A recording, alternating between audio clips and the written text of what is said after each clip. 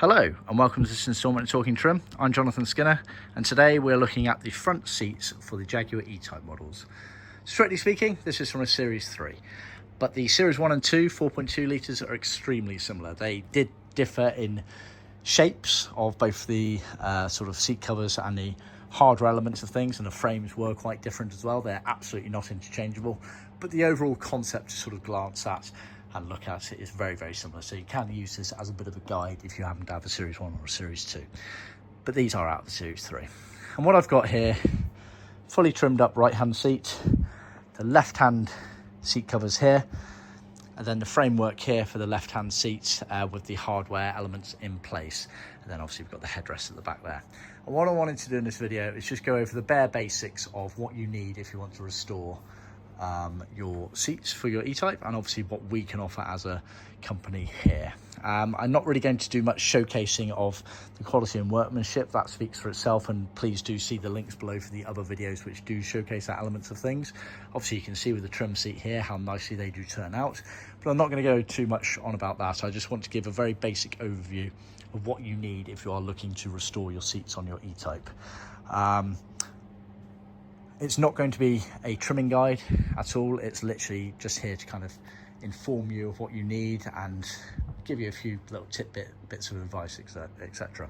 So what we've got here is we've got OEM specs. So we refer to it as leather face. Other people refer to it as leather. Seat covers in cherry red grained. We can also offer other grainings, smooth finish grain. Obviously the pleated panels have got the embossed pattern on it, which is original for Series 2s and Series 3s. And when I say it's leather faced, it means that these bits are leather. Actually this centre bit here is also leather, it goes on the surround, but the back here is vinyl. On the cushion base, again, everything on top here that touches you as you sit in it is leather, but the surround here is vinyl, as is the retainer here. Headrest, everything's in leather. So we refer to that as leather face, and that's how they left the factory. Other people refer to that as leather. Should not be confused with our full leather option, where we can also replace the vinyl with leather, but that's an upgrade option. So just don't compare leather with full leather. They are different specs. While I'm on that note, it's worth noting, and I've tried to go over this in my videos as briefly as possible, when trying to choose a supplier for your interior trim restoration process, it's very hard when it comes to interior trim. It's the least standardized element of the restoration process. It's not like bodywork panels where everyone kind of feeds back to the same manufacturers for these sorts of things, or Motor-Lita steering wheels. Interior trim, you've got so many factors that change, not least to say the raw materials. How many tanneries are there in the world for leather? So you've got the quality of the actual raw materials. Again, we are very much on the higher spectrum of those sorts of things, even down to the vinyls, leathers, pipings, leather cloth that we use for the pipings, all of those things, these little details which I go into in my other videos. Then you've obviously got the pattern making accuracy, shall we say. My father came from a pattern making background, and we've been doing this for over 50 years now, so everything is very, very accurate with our kits there, but you've got to consider this with the other companies out there. Then you've got to just think about the overall experience and knowledge base for these sorts of things. We've been doing these same cars over and over for almost 50 years now. We don't do many cars in the grand scheme of things, a handful of British classics, and so it's worth keeping that in mind as well, because that really does change the dynamic of things in terms of the repetitive nature of doing the same things over and over makes you somewhat of an expert with them. So really do keep these things in mind. Just because you see a set of E-Type leather seats in red and then a price and a lead time, don't base it on that. You've really got to be digging deeper than that. Just don't fall at the last hurdle. Anyway, there's lots of information below and links to our website and our blog and handbook where we go into details on that, but really do keep that in mind. So yeah, that's the spec of the seat. Now obviously we've got a trimmed up one. It's the right hand seats there that we've trimmed up. As you can see, really nice job, really nice definition. Pleats are all matching up. You've got the curvatures in the backrest. You've got the definition going around these elements here, which is always quite tricky to do on the left to right seam elements of things. And then obviously I'm going to show you the hardware setup here. So as you can see on this left-hand seat, some of the eagle-eyed people would notice that the recliner is on the wrong way around, and that's how the other seat was delivered to us as well. Obviously, we swapped it around during the trimming process. but for this one here we haven't actually done it yet, so we will be doing that. But yeah, I mean, just shows you the levels of detail that some people go to when they restore things. Putting on the recliners the wrong way around. Hey ho. Right, so cushion bases, let's start with those. Main thing is obviously the foam padding. So it's latex foam, very much definition, and you've got this cutaway here. It is quite deep when it's in the foam there, but as you can see, when it's sort of finished, you lose some of that depth, and that is intentional. So again, trust that we kind of know what we're doing with those elements of things here. With that side of things, you often get people going, oh, that's far too deep, you're not gonna, the seat cover's not gonna match up, sort of thing. But it is an organic process, trimming a seat, and obviously we are here to help with that process. But overall, this is to showcase that using that foam there, you can achieve that finish there with our seat covers, so just bear that in mind. So obviously you have the latex foam. Latex foam is handed. You can see the cutaway here is obviously the gearbox, so this makes it the left-hand seat as you sit in the car. Then if I just tilt the frame over, you've got obviously the rubber diaphragm on the bottom there. Again, handed because it has a cutaway here. It's worth noting that the 4.2 litre diaphragms were not handed, but the 5.3 Series 3s were handed. And you can see here how the position sits on the framework. Again, some people assume that everything would sort of match up and thus the foams are too big for the frame, but again, that all gets altered during the trimming process, which is, like I say, an organic process.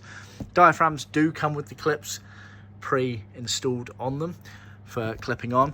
And a little bit of advice here: if you try and just go sequentially round, fixing to fixing, you'll find that you probably won't fit, and people will be like, oh, they're too small, have you sent me the wrong ones? No, what you want to be doing is the extremes first. So you probably want to be starting there and then doing that one there and getting the maximum amount of stretch on it, and then all the rest of them will pop into place nice and easily there. Obviously the Series 3s was a tubular frame, so you'll have those tubular clips. I'll show you them on there in a second, on that trimmed up seat. And then the earlier cars, the 4.2 litre cars, did have a sort of tacking strip in the corner section there, but obviously the later cars did not. So just bear that in mind. We can obviously offer all of those bits. Then going on to the backrest element of things, you had a few elements to consider. So you obviously got the backrest padding kit, then you had the webbing kit, lumbar support in the back there, and a tacking strip here. So let's just start off with the backrest padding. Backrest padding is obviously horsehair, rubberized horsehair. People sometimes refer to it as fibers. Now we actually standardized the kit and make them universal for all the 4.2 and 5.3 litre cars. So that's all the Series 1s up until the Series 3s, ignoring the bucket seats on the very early 3.8s. So we standardized them, very minor alteration needed. And it's all related to this piece here that's on the floor here. For the Series 3s, this is normally glued onto the back here, basically. On the horsehair kit that we supply. But for the Series 3s, you don't need it because you've got this panel going across from left to right. But on the Series 1 and Series 2s, you do need it. I'll just refer to this book here. You can see it on the back there. So just bear that in mind. For Series 3s, you won't be needing that. For Series 1 and 2s, you will. Obviously, you'll do a little cutaway there for the headrest. You'll end up lightly anchoring, gluing it to the frame and maybe trimming back a bit of the excess. You've also got this rectangular bit in the back there, which is a lumbar support. Some people choose to get rid of it, but overall we would recommend you keep it in there. It does add some nice definition in the seat if trimmed correctly, and actually over the course of time it is quite beneficial to offering a bit more lower back support. So that's what that's for, but ultimately we've known people to get rid of it and not suffer too much, so completely up to you, but we tend to leave them in. So that's the rubberized horsehair backrest padding kit. You then had the seat webbings on the back there. So for the Series 3s, they're all joined together already, and you just use your old clips to attach it to the framework. Like I said, we don't supply those clips, just FYI. For the 4.2 Series 1 and 2s, you had lots of individual, they start off as circles, and then you put all your reuse all of your clips and stretch them out, and that becomes the same basis there. But for the Series 3s, it was a bit easier because it was all joined together. You then had the lumbar support strap at the bottom there, and that is universal for Series 1s up until Series 3s, and that just offers some nice lower backrest support. That does come with the clips pre-installed into it, much like the base diaphragm, just an FYI. Then finally, you've got the tacking strip, which goes across the bottom here. And actually, this is the one part of the hardware that we haven't replaced on the customer's car. This is our kit here, but we haven't replaced it on the customer's car because actually it stood the test of time absolutely fine. Yeah, a little bit worn, but really nothing to worry about. So saved him a few quid by just saying, I know we can reuse that, it's not a problem at all. So that's the element of the hardware there. The only other thing to keep in mind is this wadding here, which is a piece of upholstery wadding, rolled over a couple of times, cut away there for the headrest, and you can just see the remnants where I was just taking it off. So it goes from about there, over the top, round here. You may not need it. Trimming a seat is an organic process, and sometimes you'll find that it works absolutely fine and you're getting the definition that you want, and thus you don't necessarily need it. We found on these particular seats here that we were just missing a little bit in these very corners here. There was just a tiny little air gap, and you know, we're perfectionists as much as you can. We sort of strive for excellence with these sorts of things without getting too caught up in the nitty gritty. And so we figured adding a bit more wadding up there, and this is something we've done on a couple of seats. Yeah, we do it fairly regularly. I wouldn't say on all seats. Like I say, it is an organic process. The next set of E-Type seats, we may not need to do it on. So just bear that in mind, that wadding there is quite a useful little thing to include on there. Just going back to the basics of the base frame here, if I just tip this slowly, there we go.